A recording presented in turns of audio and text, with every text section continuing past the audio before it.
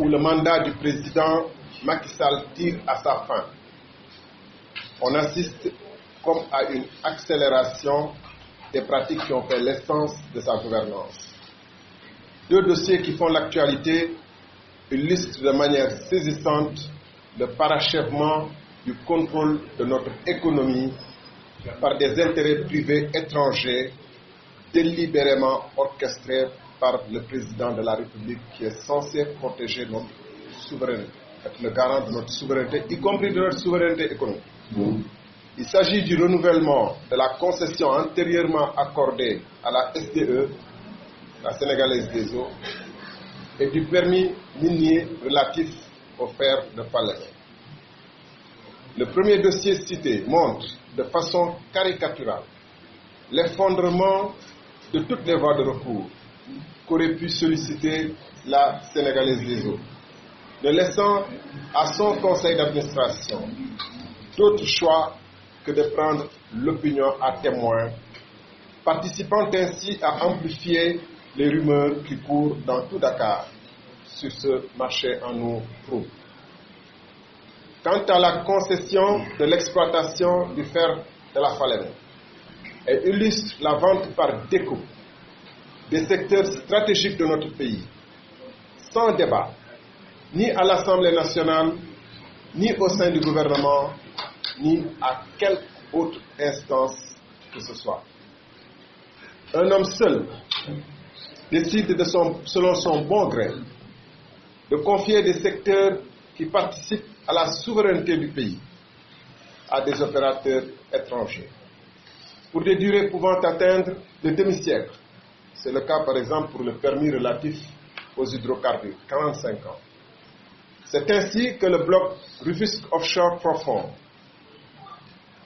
a été octroyé en violation des dispositions pertinentes du Code pétrolier et de son décret d'application.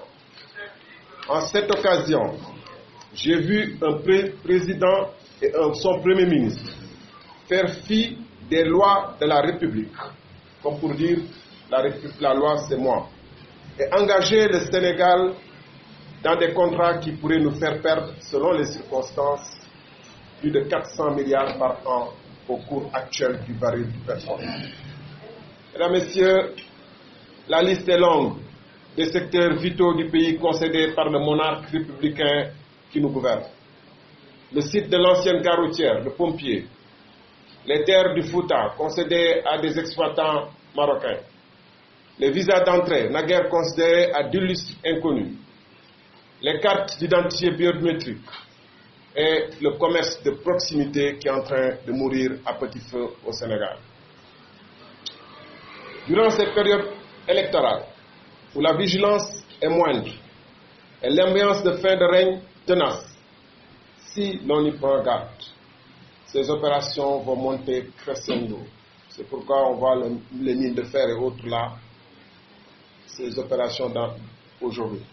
On se souviendra pourtant du candidat Macky Sall mettant en garde le président Wade, pris par une frénésie de signature de contrat peu avant son départ du pouvoir, et ce, entre les deux tours de la présidentielle de 2012. D'une part, il y a une question d'opportunité. La période ne se prête pas à ce que un gouvernement qui est en train de finir son mandat puisse engager le Sénégal sur des durées considérables. Deuxièmement, quand on doit faire ça, et compte tenu de tous les avatars qui sont passés avec ArcelorMittal et Bomba Resources, etc., on doit le faire dans les plus grandes conditions de transparence. Il n'y a pas la transparence. Vous êtes informés, vous? Je suis informé, moi. Les citoyens sont-ils informés?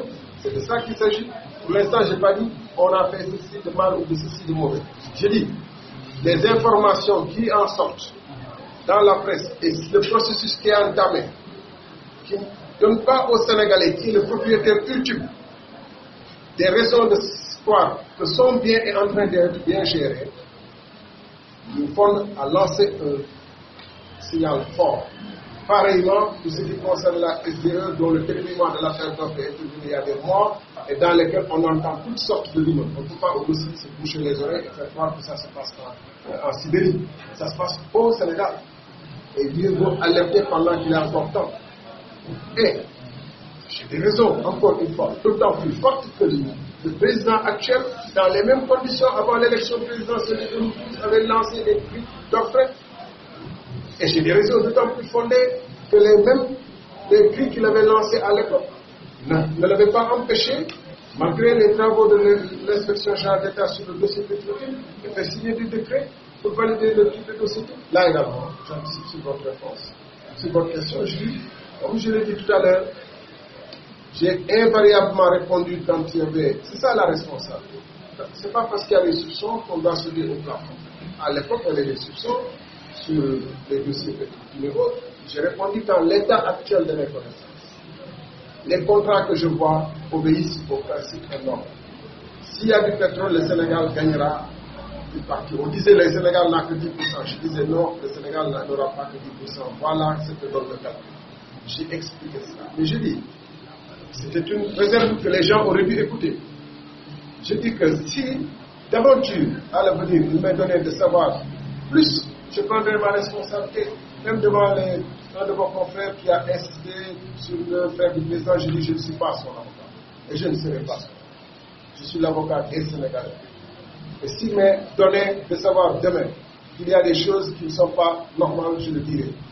Et je le dis devant deux de vos confrères, allez voir les archives. C'est pourquoi aujourd'hui je suis libre de dire, d'une, que quand j'étais ministre de l'énergie, j'ai fait annuler plusieurs contrats. Et le registre offshore profond qui a été octroyé à Total, c'est moi qui l'ai fait. C'est moi qui l'ai fait retirer de moi et à Issa, mais c'est parce que vous me mettez devant votre tribunal. C'est moi donc qui l'ai fait annuler et retirer. Et dans ces mêmes conditions, j'avais estimé que la meilleure procédure, c'est de réserver ce bloc pour l'avenir, pour que notre indépendance soit totale, enfin qu'on ait un début de propriété totale de nos ressources sur ce bloc, puisqu'on commence à être attractif et qu'on peut avoir de l'argent avec l'exploitation de Sangomar, le pétrole et du gaz. Et en plus que les compétences du secteur des Sénégalais dans ce domaine allaient monter très chez nous, puisqu'on allait recruter, Petrosen allait s'équiper, etc.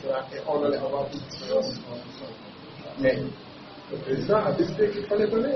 C'était son droit. Je le reconnais, je ne conteste pas ce droit, parce que c'est lui qui définit la politique de la nation, mais ce que je conteste, c'est dans l'application de ce droit, il y a des lois et règlements auxquels lui et moi, et tout autres Sénégalais sont également soumis. Ça, on a aussi l'occasion de dire. Les pouvoirs du président de la République sont exceptionnels.